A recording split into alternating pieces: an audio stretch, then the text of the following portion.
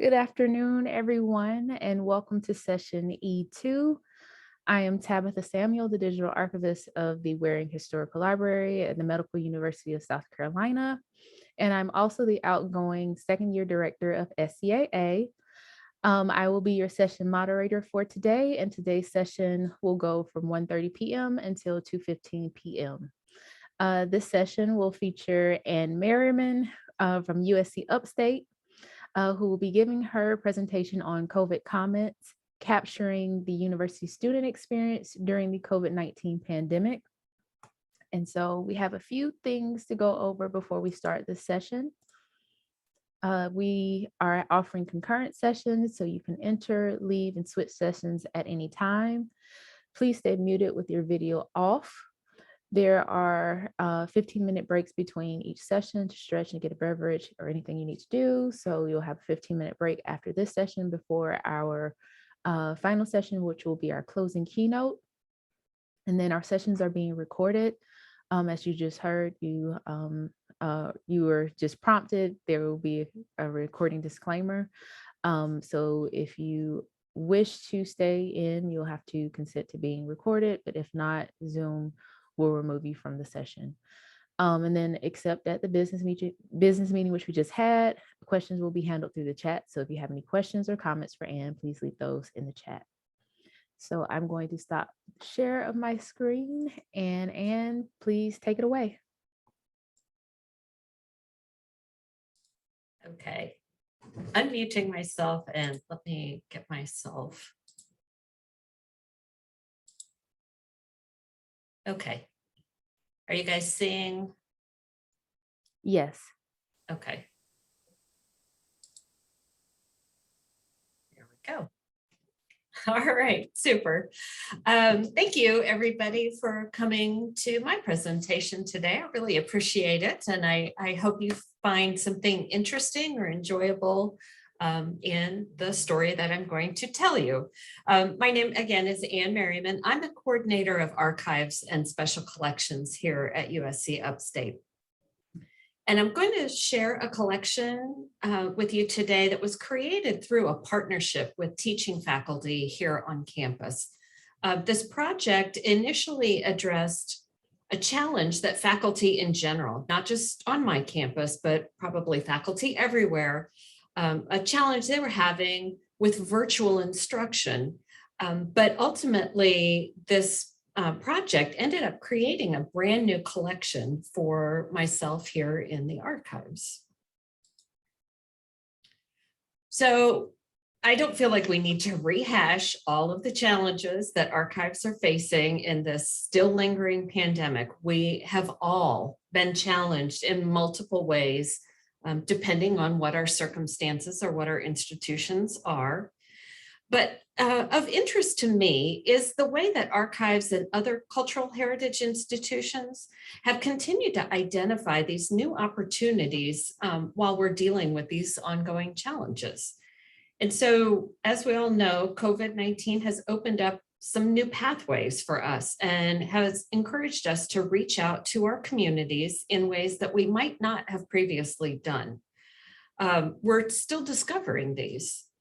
Much like this picture of a train switching yard that's here, we might find ourselves being shunted to new tracks, but we can all definitely continue to move forward. And I don't mean to interrupt you, Sure. but we're not able to see in presentation view, and we're not seeing your current slide. All right. Let me see if I can fix that. Hang on. Hold on. I have it set up in using presenter view. Do you see this now? It's just not showing the presentation view, so it's showing the actual view of the as if you were editing your PowerPoint. So if you click from beginning, yeah, it should show it, unless you are connected to the wrong display. I might be. Okay. I have a laptop and an extra screen, and I'm looking on my extra screen. Let me see if I can shut my laptop, if this will pop up. Okay. Or if you want to proceed as is with the, given that, okay, we're in the presenter view now. Okay, so you're just seeing one slide. You're not seeing the side slide. No, we're seeing your side where you're seeing the presenter side as if you had notes. So we're seeing it in the view, but not in the presentation mode. I'm sorry, PowerPoint can be crazy sometimes. Ridiculous. And this is why I should have had you do, I mean, is it like super distracting or? No, we could roll with it unless someone else finds it I got no notes, so you're just looking I'm ahead good. of time. So right. in the essence of time, we can proceed as is. I'm good. All right. So here's my lovely picture of the train switching yard that I was talking about. So yes, so we're all gonna, even though we might go from one track to another, we're all still gonna continue to move forward. Okay. So let me talk a little bit about the beginnings of this project. So Herbert Tico Braun, PhD, is a professor at the University of Virginia in the Corcoran Department of History. And on March 16, 2020, like right at the time when everything decided to immediately shut down, he emailed his current and some of his former students to encourage them to journal their experiences during this pandemic. Just everything was closing and people were being told to stay home.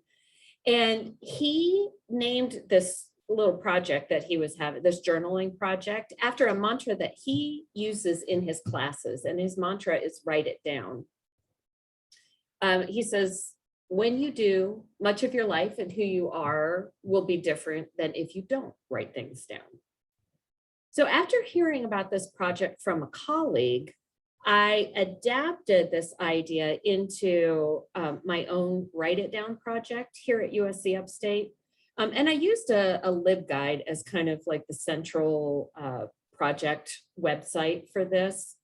Everybody was working from home, myself included, and I needed something to do. I needed a project that I could work on remotely that didn't require me to physically be with a collection in the archives, because at that point, we could not get into our library at all.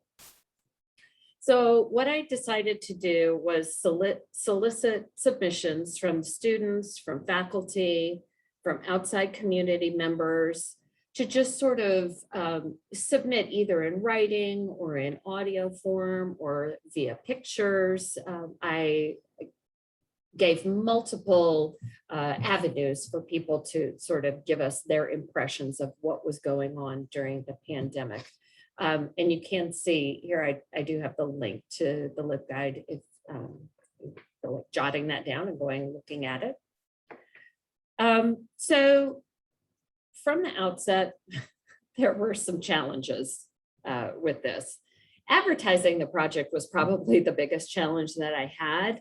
I used our library's social media because we have immediate control over that, and we have Twitter, Instagram, and Facebook platforms for that. But our university communications, who I felt like would have been a bigger megaphone for this, they were initially, I'm going to use the word unhelpful, but it wasn't quite as negative as that word sounds. COVID created workflow problems for everybody, not just here in the library.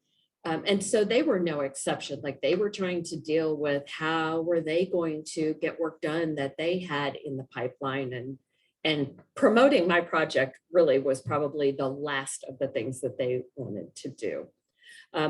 Thankfully, at the end of the spring semester, they were able to push out a social media announcement on their main university platforms about this project. So I was grateful for that. The participation, unfortunately, though, was almost non-existent. Professors, they were struggling to learn this new technology. They were struggling to get and keep students engaged. And it basically just, because we shut down right at spring break or right after spring break for our university, there was no room in their syllabus really to add anything else, even if it was a project that could be easily adapted to this online learning. Like everybody, we're just trying to get through the semester and try to make it to May. So I kind of chalked up this whole, no response or minimal response to, at least I tried something, right? I feel like at least trying was better than not trying.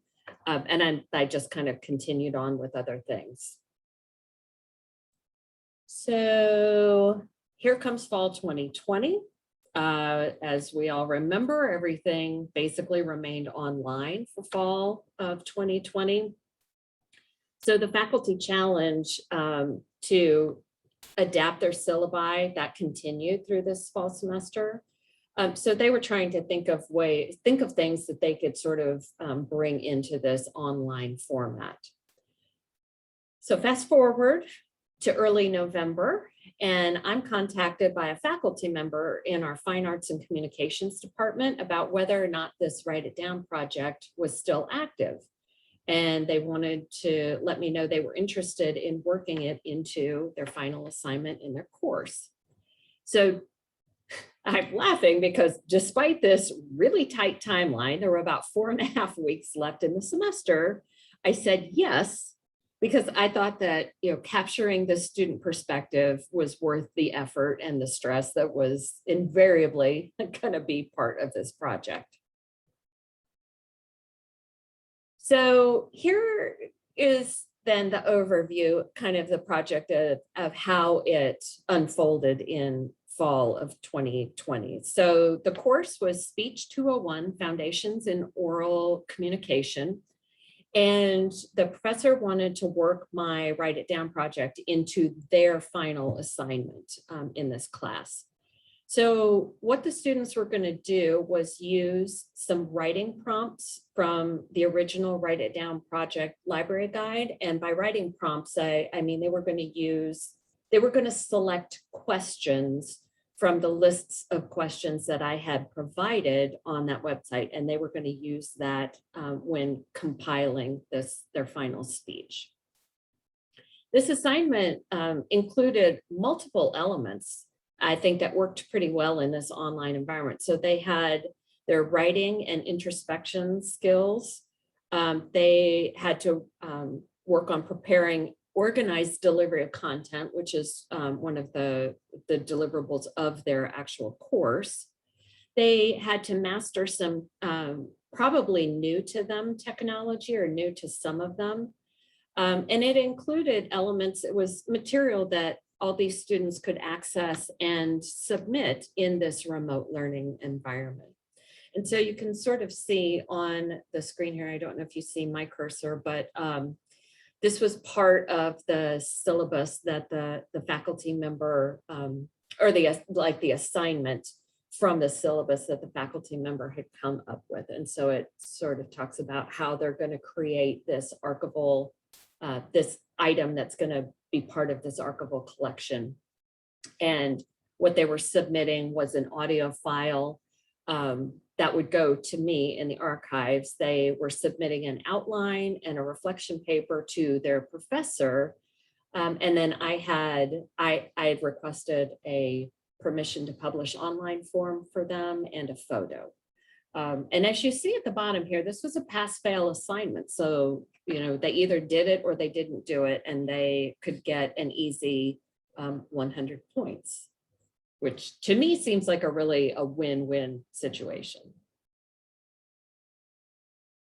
So how did I need to merge the archives with the classroom? So I think the biggest thing for me was I really needed to understand what the professor's needs were and what this academic goal for this assignment was, because not being a regular teaching faculty, sometimes the requirements or what the professor is really looking for doesn't necessarily, it's not top of my mind. But I also needed to work with them to really integrate my archival needs. So, I didn't want to just take kind of anything willy-nilly, like we obviously have archival standards. And I wanted to make sure that the product that they were going to produce was something that I could then work with later on and turn into a usable collection.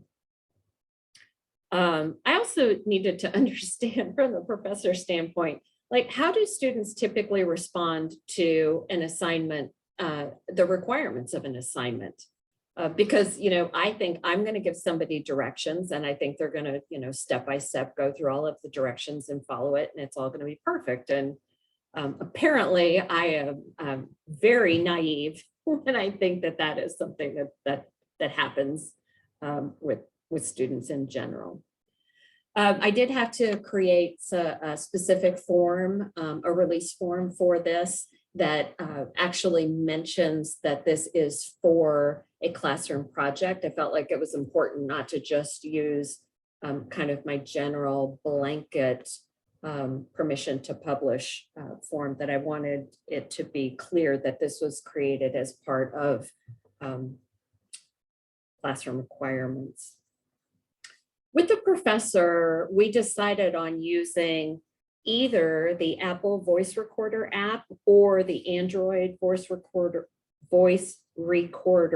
Pro app to provide kind of a low barrier to completion for this assignment, while still allowing these submissions to meet standards that I was hoping for, which would be, I want the audio files in a WAV format, so that then I can further compress them or do something with it, but that the original file is as robust as I could get it. I did have provide a backup recording option for students, on the off chance that they didn't have a smartphone where they, could download one of these apps, because not everybody has a smartphone or has access to that. So in that instance, I had directions on how to use Audacity, and we did have loaner laptops even available through the library, where students wouldn't even have, if they didn't have a laptop that would allow them to download Audacity, that they could still complete the assignment. So we tried to think of all of the ways that we could be inclusive with the technology that we had chosen. And finally, I set some expectations for the submission. There were comprehensive guidelines about, how do I want the release form sent back to me? I wanted an accompanying photo that could be included with each person's submission, so that even though you were just hearing their voice, you would have a visual of what that person, who that person was. File formats and file naming guidelines. So like all of these things, and you can kind of see on the screen here, it's like these, how I wanted the files to be named. So challenges. Phase 1 challenges, let's see, collecting the materials. So submission issues, kind of the biggest issue that I had was submitting these different items. The students either didn't follow the instructions or they didn't understand the assignment instructions. And, frankly, it really could be more the second rather than the just not following them, particularly when somebody is brand new, encountering terminology and kind of the ideas of archival collections. They're not familiar with it. They don't necessarily understand it. So it's not really through any fault of theirs. I definitely probably had some issues with how I talked about things or how I was requesting things. An unexpected issue, not all students have the same level of skill with technology. One of the items that I had was a fillable PDF form for this release. And to me, it seemed kind of like a no-brainer that it would be really easy to have this PDF form where you could just type in what you needed. And it turns out that was not something that most of the students were familiar with. So that's something that I was very surprised by. There was a lot of variation in the quality and the length of the submissions, and I expected that going in.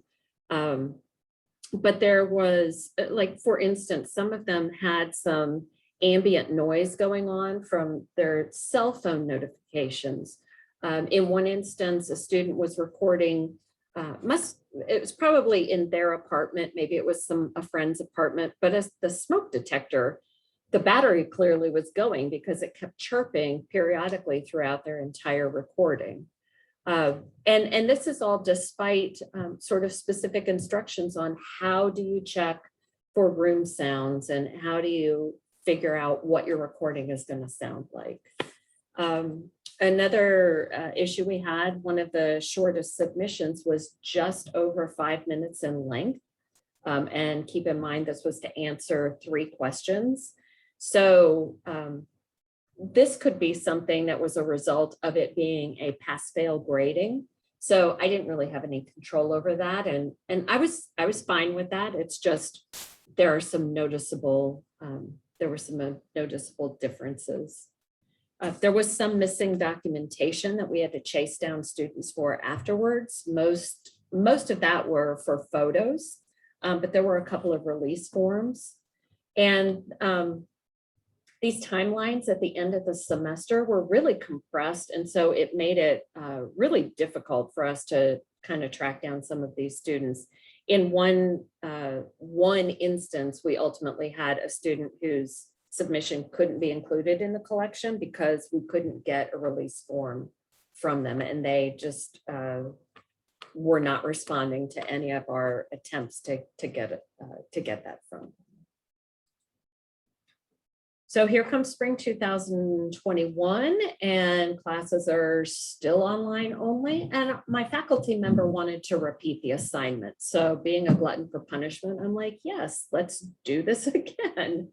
But we really had an opportunity to adjust some things based on all of those issues that we encountered during the fall semester. Most notably, I simplified the directions wherever it was possible to do so. So I was just hoping that by making some of these adjustments, things would roll a little smoother in the spring semester. So challenges for this phase 2 focused more on preparing this collection to go be uploaded into the South Carolina Digital Library. So file naming issues, the struggle is real, and I don't know why I continue to think that it's not, but it is. So I needed a file naming structure that was descriptive enough so that the professor would know, she would be able to quickly identify each of these files that were being sent to her. And so she would know that the student had submitted all of the required elements that they needed. But I had to turn around then and rename all of these files, or most of these files, for content DM and sort of metadata requirements. These are things I didn't know until this point, because I am just now starting to work with Content DM and uploading my own collection. So this was kind of a little bit of a nasty surprise, if you will. And it took a lot of time for myself to work with this file renaming, but honestly, I don't think there was a way around this, because really when I think about this, the professor was the first point of contact, and they're the one that needed to make sure that they had all the right things. And if all the file names are basically the same, except for the file identifier at the end, that's probably not something that they could have easily worked with. So I just I dealt with it. The transcription of all of these oral histories, I was not going to put them online if I didn't have an accompanying transcription with it. And it does take a significant amount of time to do this if you're not outsourcing it. We didn't have the funding to send it out to be transcribed. So we used the online version of Word has a built-in transcription feature. And so we use that as the starting point. It's not perfect, but it definitely gives you so that you're not simply having to stop and type everything out yourself. It kind of gives you a jumping off point. I took some transcription guidelines from other institutions and kind of adapted them to suit our needs. I did keep the inclusion of timestamps on there so that if somebody wanted to skip around in the audio file, they could see the accompanying transcript and know how far to skip ahead or where to go back to while they were listening to it. There's some idiosyncrasies with metadata, which all of you who do metadata on a regular basis, like you're probably going, well, that's kind of obvious. Again, it's like myself, new to kind of doing the learning curve of some of this. You have to include a field for transcript to make it show up when it goes into the South Carolina Digital Library. So that was trying to make sure that that transcript was full text searchable was kind of like had to figure out how to do that. And so at this point, I only had the fall semester that was ready for uploading, but I was able to get it, these 9 oral histories uploaded in June of this year. So there really were, I feel like I had a lot of successes actually on both fronts. So I felt like the students were definitely very actively engaged, even though they weren't physically in the classroom. The professor really had a lot of positive feedback. She said that our students really enjoyed this process, and they were very complimentary of the fact that they got to do this. The pass-fail grading choice by this professor meant that again, it was a way to kind of lower barriers for these students during what really was a difficult year. I think it gave them a little bit of ease of mind that they could do an assignment and we weren't going to, dock them for technical issues or whatever. It was enough that they attempted it. The required technology, I think this was also a win. That was a low barrier. It was all free. None of those apps cost anything to download. They were very user-friendly. The archives, from my perspective, then I gained exposure across campus. Our university communications did a feature in our alumni magazine in May of 2021 about this collection. And we also, by doing this partnership, and I say we, and I guess I mean me, but we gained a relevant historical collection, I think, from this process of me partnering with the teaching faculty. This added the student voice to the archives, and that's something that I really have very little of in my collection. So anytime that I have an opportunity to bring more materials that present what student life is like, or what students think about things, or how they are experiencing their college years, I try to make that happen wherever I can. And this was also a real good skill builder for myself. Like I said, I actually kind of took over now having to put things into the South Carolina Digital Library myself. So I've been learning how to use Content DM, and I've been getting deeper into the wilds of metadata. So I feel like this has really been a positive for me to get my skill set more robust. And then finally, this project has now resulted in another pending collaboration that I'm going to have with faculty here and Latinx students on our campus. It's a partnership that's going to involve these students providing oral histories or recollections based on various topics.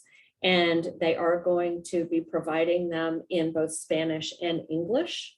And so this upcoming project, which is still very much in the planning stages, it's going to require significantly more participation from the student standpoint, particularly with transcription, because I do not speak Spanish. I'm not a native Spanish speaker. And so it's going to allow me to have a partnership with students to sort of teach them some archival skills in the sort of idea of how do you transcribe something and make it accessible to speakers of both Spanish and English. So I'm really excited that a project that I did has now brought me an opportunity to do another sort of similar project, but focused on kind of a very much underrepresented population. So I'm really excited about that. So the collection as a whole, this is the link to it. And again, learning curve, I forgot to put a snazzy actual name at the end of this. So it's just collection 44. So sorry about that. This is what the collection, kind of a snapshot of what it looks like. You can see that there is a link at the very top of each person's their item. The audio is embedded that they can play right through their computer. And then directly below that is the transcript. And I think that you can see sort of how I left some of those timestamps in there just to make it easier for if somebody is listening and they wanted to skip ahead or back in the recording, that they could get themselves to the right place. There are 17 additional recordings that I have ready to upload. I didn't want to try uploading anything before I did this presentation because I thought if I messed something up so badly that then it's not visible at all, I didn't want to go down that road. So only the original 9 recordings are available in there, but I will be adding these 17 additional submissions. So with that, I'm at my handy dandy questions slide, and I don't know, it's probably useful. I could just stop sharing my screen right now. Alrighty, thank you, Anne. You're welcome. And anybody have any questions or comments, or, you know, I'm all comers. Yeah, so there are a few questions in the chat. But first, let me say this is an awesome project and congratulations on this, because I know that this had to be quite the endeavor to take on. And at the beginning, it sounds like, you know. Like, why does everything come? They're like, okay, we have 4 weeks before the end of the semester. And here I've got this giant, and they think it's a project. And I'm like, oh my God. Like, no. Sure, I'll do that, but don't expect to see it online anytime soon. Exactly. And it's like, I think when people think of, especially when it comes to digital collections, they don't think about all the behind the scenes work that it entails. So yes, I sympathize with you, and I can only imagine. It was really fun. I was really happy to do it, but it's, you know, especially as I took on more of the like actual uploading, you know, into Content DM, and then having that go into South Carolina Digital Library. I was like, God, there's like, I knew that there was that much work, but until you actually have to do it yourself, you're like, wow, it's like a lot of little fiddly bits. There's a lot of little steps. So yeah, so my hat is off to you with that. So we have our first question from Grace, and she has asked, well, she starts with her statement. You mentioned your issue with the communications department. And so she said, I sort of had the same problem with the communications department. So what did you learn about the experience to improve your relationship with the communications department? That's a really good question. And the thing is, I felt like I had a really good relationship with our university communications. I mean, they're the department on campus that contacts me on the regular for historic information about this. Like, when did this person come to campus, or do you have anything about that? So I mean, I feel like I had a good relationship with them. I really, I had to take a step back, I think, and realize that, and I think I alluded to this, I said this, everybody was dealing with their own like workflow problems, and like, how are we going to work when they couldn't even come into the office? Like, we couldn't be in the library, they couldn't be in their building.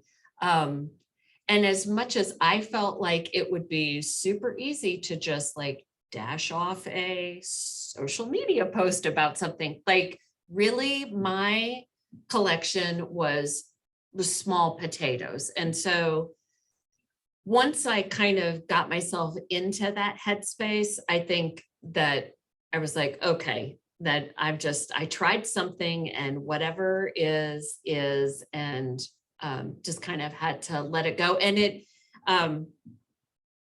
I very deliberately did not make any disappointment known to them. Like, I was not gonna, say, hey, how come you haven't done this? It was just, they knew about it. They didn't say anything until the end of the semester. And I'm like, okay, it's just is what it is. And I feel like that has allowed me to still have a really good relationship with them. So I hope that answers Grace's question. Awesome. So our second question, well, comment first and then question, comes from Michael. And he says, in our graduate school classes, we had to make an oral history instruction and style guide. Students were responsible for making this case. And so when it came to standardizing transcriptions, we based our guide, let me scroll down. We based our guide at Baylor University in Texas. Oh, we based our guide from a guide at Baylor University in Texas. And so his question is, were there any issues making the oral histories match in style between participants? I'm not quite sure, Michael, what you mean by match in style. If you want to unmute yourself and explain that, because I'm not clear. Certainly. So basically, one of the issues we had in this graduate school class was that it was sort of the responsibility of everyone to transcribe their own oral histories. And so we had to make sure that the style and how it was written, let's say something about how many times if a word was repeated, do you say the repeated word? Do you type in a pause? Like, how do you convey that and everything? And you would have to, I was the oral history manager at this hypothetical this project that I worked on. And so it's more of how do you get these to sound like a unified standardization of like voice, sort of, even though you've got multiple people involved in the project. Okay, now I understand what you're asking. And that was very easy because it was just myself and my full-time archives assistant. We did the transcriptions ourselves. There was no way that in this 4.5-ish week project that the students could transcribe it. Like, there was just no way that that was ever going to get done. And even in the spring, we did not build that in. I was happy to just get the recordings and that we would manage the transcription process. So because we were doing that, they do all match in style, right? So the way you look at it, the way repeated words or vocal interruptions or all of these things that happen in natural speech, those are all consistent because Michael and myself, my full-timer and I, we were working with the same kind of guidelines. And it's funny you mentioned Baylor, because that is one of the projects that we looked at and kind of combined some of that. There's a lot of information out there. So I tried to pull together something that was robust enough, but yet was simple enough for us to kind of manage doing this in that project. Does that answer your question? It will be a bigger issue. And thank you for bringing that up, because I hadn't really thought about it. That will be a bigger issue with when I work with the El Centro, the Latinx group here on campus, because they're going to have to be doing transcription. So it will be like, at that point, I'm going to be putting on my project manager hat and working with them to ensure that they are all transcribing in the way that you just described. Awesome. And he said, yes, that does answer his question. Does anyone else have any other questions or comments for Anne? We have a few more minutes before we end at 2:15. But yeah, I think this is a phenomenal project, and Grace said thanks. And I'm excited to hear about the next project with El Centro and the collaboration there. I think there's going to be so much to talk about with that. Yeah, I'm excited. I think that's going to be actually much bigger than even what I think about, what I'm kind of envisioning. So yeah, I'm excited. Awesome. Thank you, everybody, for coming and listening to me. I really appreciate it. Yes, and thank you, Anne. You're And thank welcome. you, everyone, for attending. We have a little better than a 15-minute break coming up now, and then we'll have our closing keynote at 2:30. So thank you all for attending, and enjoy your break. Thank you. Bye, Anne. Thank you. Bye.